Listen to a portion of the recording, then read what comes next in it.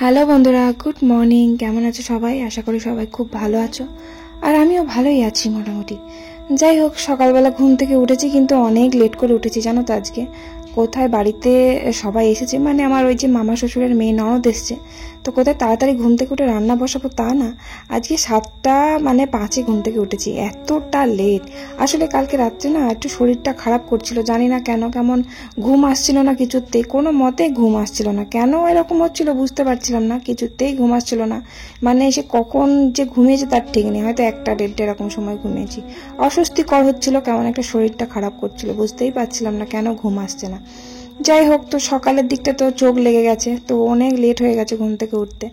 মানে আমি ঘুম থেকে লেট করেছি উঠতে এমনিতেই, আবার বড় ছেলে স্কুল আছে, টিফিন করা, ভাত সব কিছু করা, প্রচুর লেট হয়ে গেছে। তাই ঝটাপট আর কি যতটুকু তাড়াতাড়ি করা যায়। ওই যে আমার বড় ছেলে বসে বসে খাচ্ছে, ও তো ভাতের থেকে আলু চচ্চড়ি দিয়ে মুড়ি খেতে খুব ভালোবাসে, তাই তাড়াতাড়ি করে প্রেশার কুকারে একটু আলু চচ্চড়ি করে দিলাম, তাড়াতাড়ি হয়ে গেল।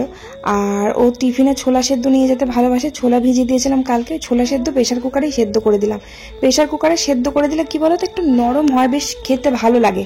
আর যদি বাটিতে করে সেদ্ধ করি কেমন একটু শক্ত হয়ে যায়, তাই ওকে প্রেশার কুকারেই সেদ্ধ করে দিই যখনই আমি টিফিনে দিই। যাই হোক, ওকে আলু চচ্চড়ি করে দিয়েছি, আলু চচ্চড়ি দিয়ে মুড়ি খেয়ে গেল, আর টিফিনে ছোলা সেদ্ধ নিয়ে গেল। আর আমার ননদদের কোথায় আমি চা করে খাওয়াবো কি, আমাকে চা করে খাওয়ালো। মানে ওরা চা করেছে, নিচে মায়ের তো গ্যাস আছে আর উপরে আমার গ্যাস আছে। আমি মুখ টুক ধুয়ে গুবলুকে মানে নিয়ে আর কি দুধটা আনতে গেছি চা করবো বলে। তো দুধ তো আমার কাকা শ্বশুর প্রত্যেকদিন সকাল সকাল দেয় না, এক একদিন লেট হয়, বাড়ি আসতে অনেক দেরি হয়, গায়ে ধোয়াতে যায়। তো দুধটা আনতে গেলাম, দেখি দুধ দেয়নি। তারপরে উপরে এলাম, ভাবলাম চা করি, সবাই একসাথে বসে উপরেই খাবো। নিচে গিয়ে দেখছি আমার ওই ননদ মায়ের নিচের গ্যাসে চা করছে। আমি তাহলে চা করছে করুক, আমি তাহলে উপরে যাই, দিয়ে গুবলুকে খাওয়াই কিছু একটা। তারপরে খানিকক্ষণ পর দেখছি ওই ননদ আবার আমার জন্য চা করে উপরে নিয়ে গেছে। কি অবস্থা বলো তো। যাই হোক, চাটা খেলাম, দিয়ে খেয়ে একসাথে গল্প গুজব করলাম, করে তারপর নিচে এলাম।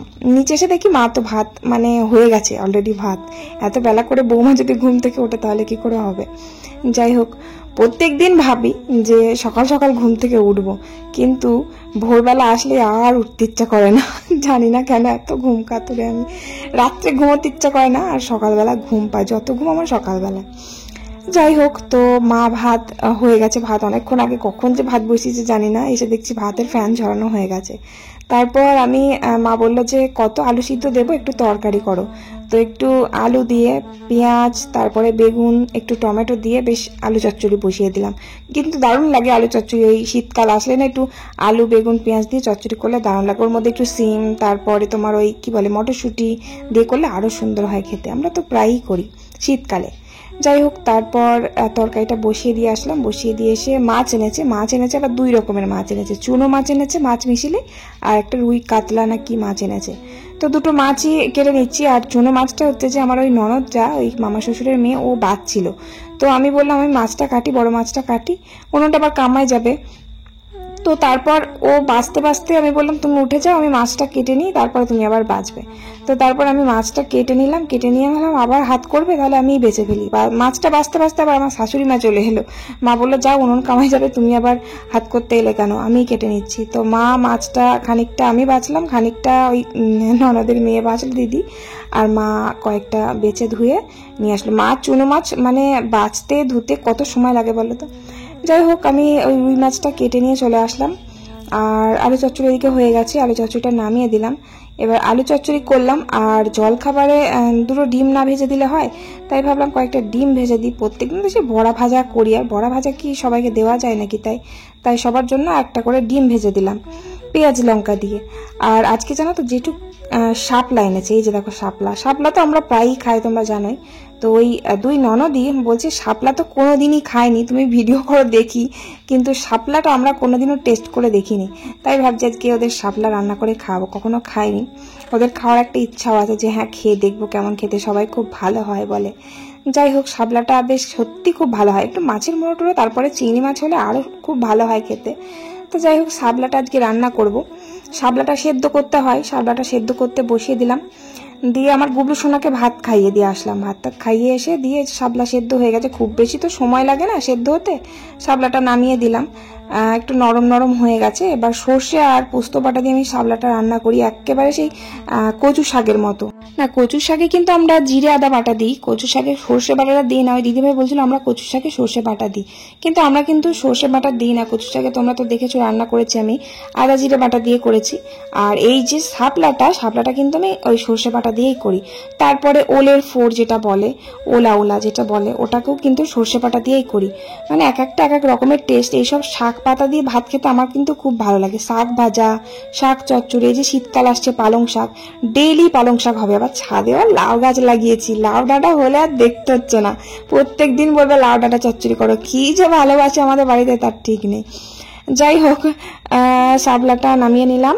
আর এই তো দেখো চুনো মাছগুলো, আজকে আবার অনেক রকমের পাঁচ মিশালি মাছ আছে। নানা রকমের মাছ থাকলে আবার খেতে একটু বেশি ভালো হয়। আর রুই মাছ আছে একটা। তো এটা আবার আলাদা করে কোনো রান্না করলাম না, এটা একবারে ওই আলু, কচু, কাঁচকলা, বেগুন দিয়ে এই চুনো মাছ দিয়ে ওই রুই মাছ কটা একবারে করে ফেললাম। আর কি আলাদা করব, মা বললো যে আর আলাদা করে করতে হবে না, একবারে করে ফেলো, তাই একবারেই করে ফেললাম। চুনো মাছ কয়েকটা ভাজা রেখে দিয়েছি, যেহেতু আমার গুবলু, আমার বড় ছেলে, আমার বর, ওরা সব ভাজা খেতে ভালোবাসে। আজকে আর আলাদা করে ঝাল টাল করিনি। মাই বললো আর আলাদা করে করতে হবে না, একবারে তরকারির মধ্যে দিয়ে দাও। তা না হলে আমি ভেবেছিলাম চুনো মাছগুলো দিয়ে আলু, কচু, বেগুন দিয়ে একটু যেরকম তরকারি করেছি সেরকম করব, আর ওই বড় মাছগুলো ওটা আলাদা করে ঝাল করব। তো মা যখন বললো যে আর আলাদা করে করতে হবে না, তাই একসাথে দিয়ে দিলাম। এমনিতেও খারাপ লাগবে না, ভালোই লাগবে। বেশি করে একটু মশলা বাটা দিয়েছি, মানে সর্ষে, জিরে, আদা বাটা দিয়েছি, বেশ ঝাল ঝাল করে করেছি, ভালোই লাগবে। যাই হোক, রান্না শেষ করলাম, রান্নাঘরটা পরিষ্কার করে কড়াইটা মেজে ধুয়ে সব নিচের কাজ কমপ্লিট করে উপরে এসে গুবলুকে খাইয়ে দিলাম। খাইয়ে ওকে ঘুম পাড়িয়ে দিয়েছি। তারপরে এই যে নখগুলো তুলতে হবে, কি যে বিরক্ত লাগছে। এবারে যত সৌন্দর্য জিনিস তত বিরক্তিকর। এটা যেমনি বসাতে টাইম লেগেছে, 3 ঘন্টা সময় লেগেছে এই বসাতে। কি ধৈর্য জিনিস, বাবারে বাবা, যে এইসব কাজ করে সত্যি করে খুব ধৈর্যের ব্যাপার। যাই হোক, তো এটা আমাকে তুলতে হবে, টাইম হয়ে এসেছে। নখ মানে বাড়ছে তো, প্রত্যেকদিন একটু করে তো নখ বাড়ে।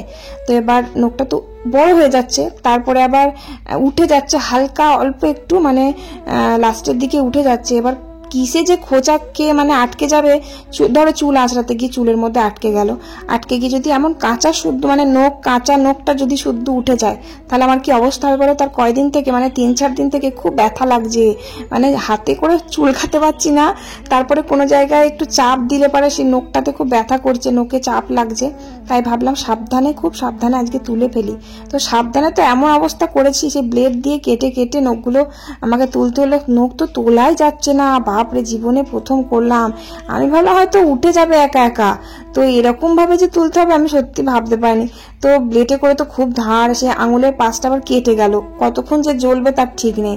এমনি কাঁচা নখগুলো সব পটপট করে উঠে যাচ্ছে, মানে কিছু করার নেই। কি যে আঠা দেওয়া আছে আমি জানি না, আবার এদিকে রাখতেও পারছি না, লম্বা ঠ্যাং ঠ্যাঙে সে একদম রাক্ষসী লাগছে।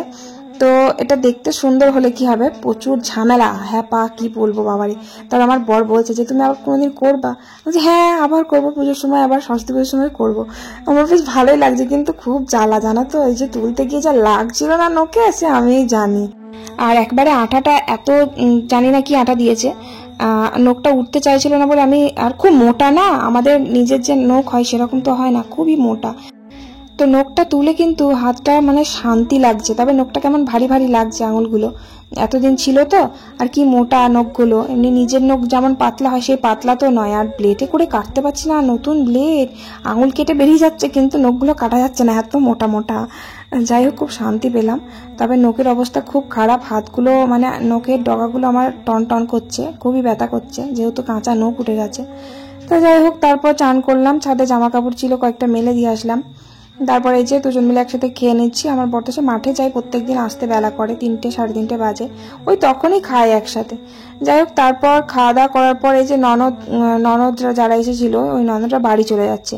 তো থাকার জন্য বললাম খেয়ে দে, একদম ভন্ডে দুপুরবেলা বাড়ি চলে যাচ্ছে। না 5:30 বাজে, কটা বাজে দেখতে আসে। হ্যাঁ ওর আসবে, তুমি যেও। আচ্ছা ঠিক আছে, তুমি এসো আবার। বলো থাক আগে কালকে যেও। হ্যাঁ একসঙ্গে যেও পাঠালি, আবার কোনো অনুষ্ঠান করলে যাও তো। যাবো যাবো রে,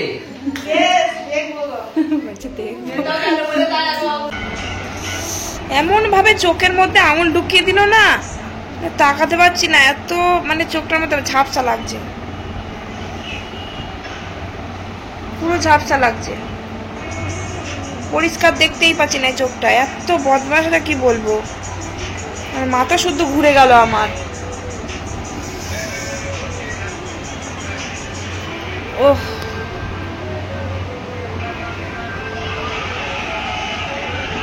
এত দুষ্টু না কি বলবো, একবারে রাগ ধরে যাচ্ছে আমার সত্যি করে। আমি কত কাজ আছে, বাসন ধোবো, বাসন ধোয়া হয়নি, চোখটা কানা করে দিল আমার, এত জোরে এরকম আঙুলটা নিচে এরকম চোখের মধ্যে গিঁথে দিয়েছে।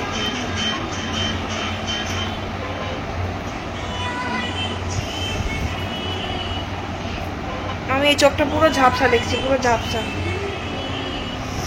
তাকাতেই পাচ্ছি না।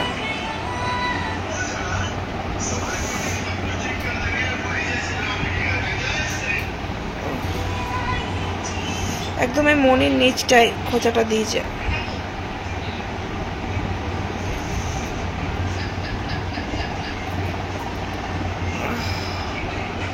ছাদে জামা কাপড় আছে, তুলতে যাব। ও গুবলু আমার এত দুষ্ট হয়েছে না কি বলবো। আজকে বিকেলবেলা ওই যে পড়তে যাবে বলে নিচে নিয়ে গেলাম, ব্যাগটা কাঁধে দিয়ে দিলাম, দুষ্টুমি করে ব্যাগটা আবার খুলে ফেলে দিল। তারপর আবার ব্যাগটা যে একে জোর করে কাঁধে দিয়ে দিচ্ছে, তখন একবারে এমন জোরে আঙুল দিয়ে খোঁচা দিয়ে দিল না চোখের ভেতর, পুরো মনির মানে নিচটায় আঙুলটা একদম গিথে গেছে। আর চোখ মুখ যেন অন্ধকার, মাথাটা যেন পঁ করে ঘুরে উঠলো। এত দুষ্ট কি বলবো, সত্যি মানে কি বলবো, চোখের মধ্যে আঙুল ঢুকে গেলে না তখন খুব রাগ উঠে গেছে আমার, মনে হচ্ছে ধুমধাম পিটিয়ে দিই, কি করবো, মারতেও পারবো না। যাই হোক, খুব কষ্ট হচ্ছিল, চোখে তাকাতে পারছিলাম না, মাথার যন্ত্রণা ধরে গেছে, চোখ মুখ জ্বলে যাচ্ছিল। ঠান্ডা জল দিলাম খানিকক্ষণ, তারপরে সেই একটু ভাত দিলাম, ভাত দিয়ে তারপরে একটু কমলো, মানে তাকাতেই পাচ্ছি না, যেন চোখটা আবছা দেখছিলাম, এতটাই জোরে মেরে দিয়েছে। যাই হোক, তো কি করব, কিছু করার নেই, বাচ্চা ছেলে দুষ্টুমি করছে, কিছু করার নেই, কিছু বলাও যাবে না। এত দুষ্টুমি না, ও খুব মারে সবাইকে। মানে বাসনগুলো আমি ভাবলাম ওকে নিচে দিয়ে আসি, দিই তারপরে বাসনগুলো ধোবো, কিন্তু ও যা করলো তারপরে আর বাসন ধোয়ার ক্ষমতাই ছিল না, গিয়ে শুয়ে পড়েছিলাম। খানিকক্ষণ পর কমলো, তারপরে বাসনগুলো ধুলাম। আর তারপর আমার বড় ননদ, মানে বড় নন্দাই দিল্লিতে থাকে, তো তো বাড়ি এসেছে, দিয়ে কয়েকটা পকোড়া ভেজেছে, এই মানে মাংসের পকোড়া খুব ভালো করতে পারে, তো সেটাই দিয়ে গেছে সন্ধ্যাবেলায়, সেটা খেলাম। আমার বর বাড়ি আসলো অনেক রাত করে, 9টার সময়, তো ওইটাই খেলাম। আর রাত্রেবেলায় যে ভাত আছে, মা নিচে ভাত করছে, ভাতই খাবো, আর তরকারিও আছে, সব কিছুই আছে। তো চলো, আজকে ব্লগটা কেমন লাগলো কমেন্ট করে জানিও। ভালো থেকো সবাই, আজকের মতো টাটা, বাই বাই।